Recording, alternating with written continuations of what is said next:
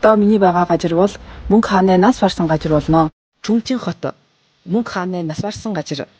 Ганц нисэх мэд хурдчтай өн хотын хөгжил алган жинөөхөн газрыг ахин дахин ашигласан гэр барилгыг сонирхохоос гадна Монгол хүнээ уул мөрөө үлдээж явсан Дяовчин хотод ирж үжиж болно.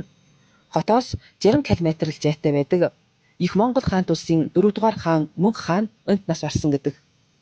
Өмнөд зүүн улсын нэг бүлэг хот бөглөлт өнд байсан.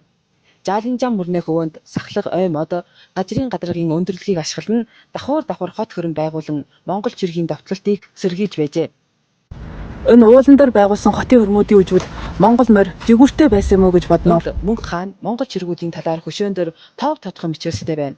Өн дээр бичснээр бол яг энэ газарт Монголын мань ölчийг алж байсан гинэ. Өн бол тухайн үеийн өмнөд зүүн улсын байлдааны багаж төхөөрөмжөө хийдэг газар. Өнд олон давхар хотын хөрөм үүд хаалга байна. Доороос нь дайлахад хөчнөө хүчиргэдгийг ирж үжгэл сайн мэднэ. Нэг бүтэн өдрийн цаг гарган аажуухан тойрволж өгөр шиг. Мөнх хаан их хуралдаагаар дамжин суурьнд суусан нь тухайн үеийн баг саг хөлбөлжиж байсан Монголын дотоодын самууныг намгатгаж дахин их өвчөөтэйгээр гадагшаан дайлсан байдаг. Дүү ховлоогоор даалын улс өмнөд зүүн улсыг дайлуулж дүү үлхүүгээр 3 дугаар удаанаа баруунш дайлах дайныг эхлүүлсэн байдаг. Тэгэд үлхүү барууныг дөргуулсан ил хаант улсыг байгуулсан. Гэвч 1259 онд Мөнх хааны гүнтээр нас болсон нь Монголын дотоодын самууныг дөгдөөж хаан ор булаалдан хагарал задралыг авчирсан.